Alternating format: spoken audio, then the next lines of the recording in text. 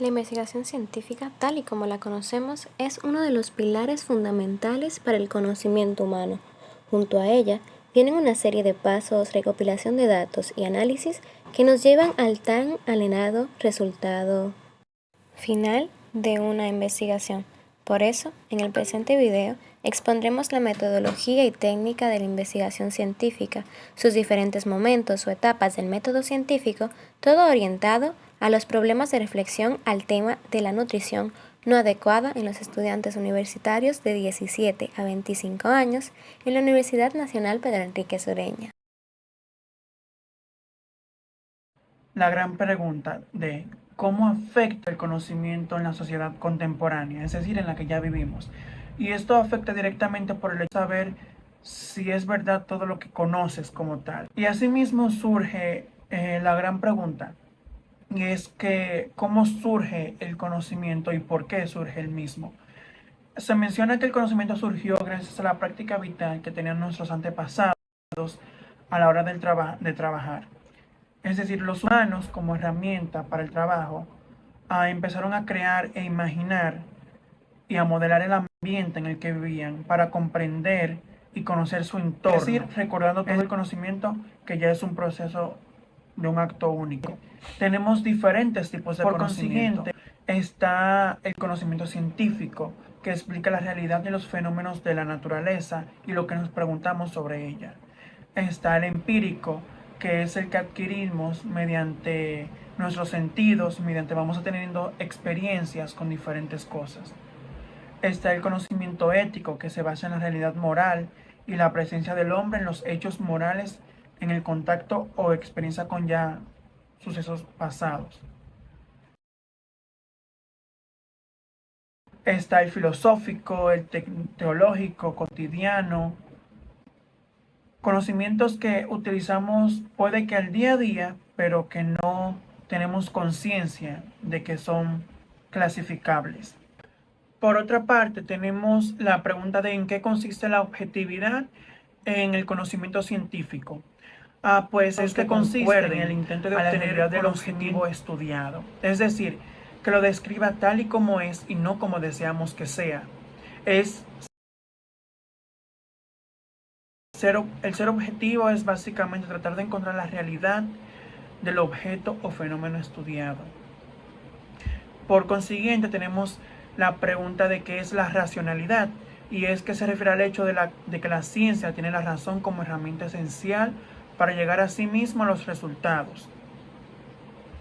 Entonces, la sistematicidad se basa en construir sistemas de ideas organizadas racionalmente y no debe incluir todos los conocimientos, sino pretender unirlos todos dentro de una sola teoría o las leyes generales de este.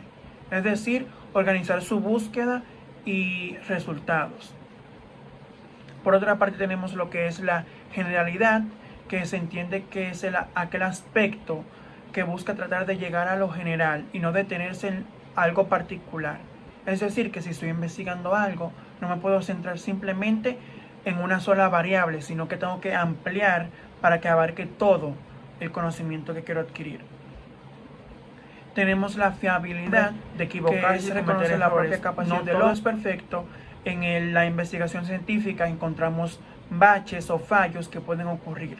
Es decir, no todo puede ser factible. Aquí reside la capacidad del autocorregirse y superarse. También deslumbrar todas las elaboraciones conocidas cuando se comprueba la falsedad. Tenemos diferentes tipos de ciencia.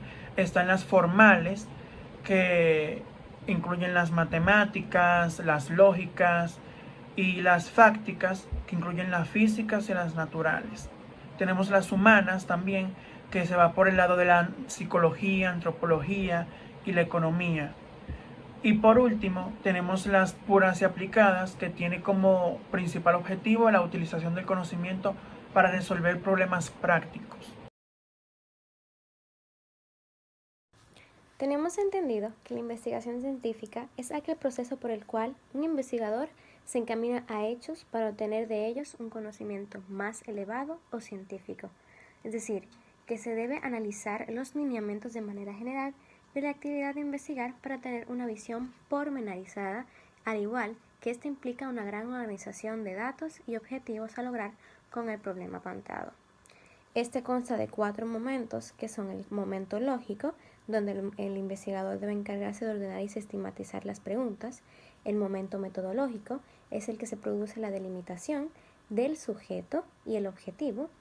Luego está el momento técnico, que en este se eligen los métodos y estrategias generales que sirven para ejecutar el trabajo. Y por último, el momento de verificación de práctica, en el que se plantean los problemas básicos de todo trabajo, donde hay que ver por la racionalidad y formular la coherencia lógica. Fundamento de la investigación. La elección del problema no puede ser arbitraria, puesto que debe de entenderse en un sentido general y no mecánico.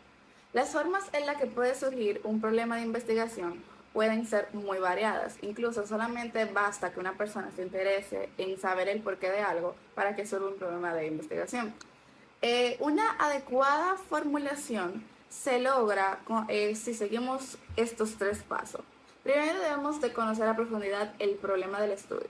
Luego debemos hacer un autoexamen de los propósitos que nos orientan, es decir, definir qué tanto sabemos, qué queremos hacer, hasta dónde queremos que llegue nuestra investigación. Y por último, hacer una comparación sobre si esto va de acuerdo con lo teórico o no. Las investigaciones se dividen en dos, las de puntos extrínseco y las de punto intrínseco.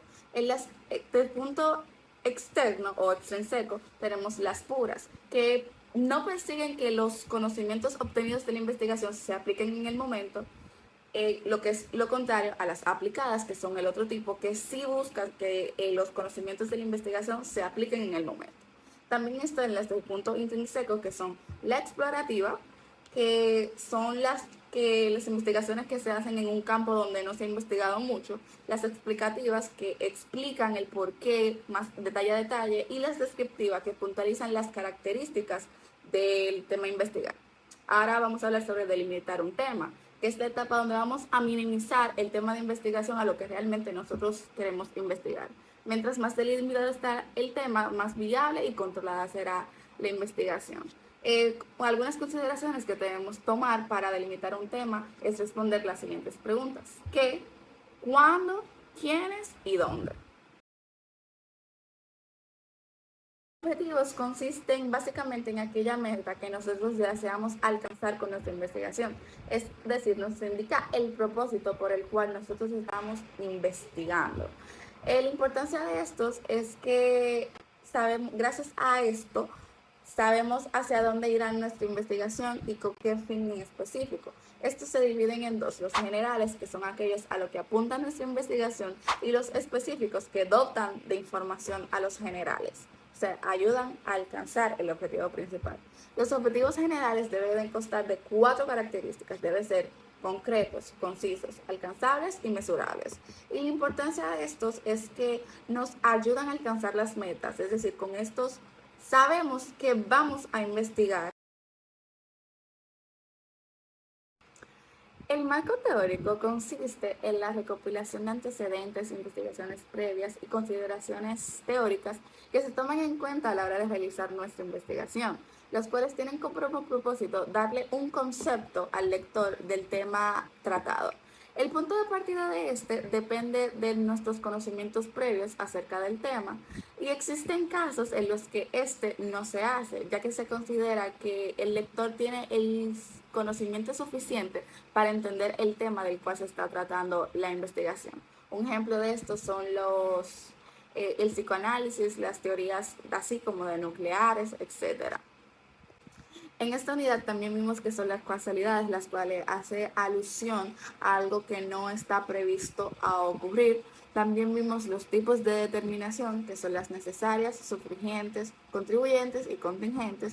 Y por último, pero no menos importante, vimos las variables, que son un conjunto de elementos interdependientes, las cuales se pueden medir de alguna forma. Estas se dividen en dos: las dependientes, que son el centro de la investigación y van de la mano con el objetivo general de la misma, y las independientes, que se estudian como para obtener más datos del por qué el fenómeno ocurre. La hipótesis. La hipótesis es una suposición hecha a partir de unos datos que sirven como base para iniciar nuestra investigación. Esta puede ser afirmando algo o denegando algo.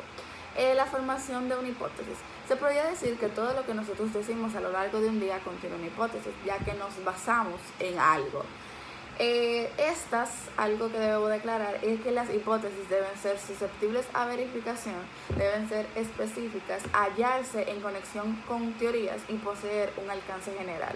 También estas deben ser formuladas o los conceptos empleados en la formulación de la misma deben estar escritos o establecidos de forma empírica. También nosotros vimos dos tipos de formulación, que están las de sentido común, que son sus posiciones sobre hechos y sucesos de la vida, que pueden verificarse de manera simple, y las científicas, que son las que mayormente nosotros usamos, que se deben demostrar para confirmar su aprobación. El método científico es aquel que nos hace llegar a un resultado en la parte científica, incluso cuando este no es el resultado esperado. Para que surja, el investigador debe idear su trabajo, idear el procedimiento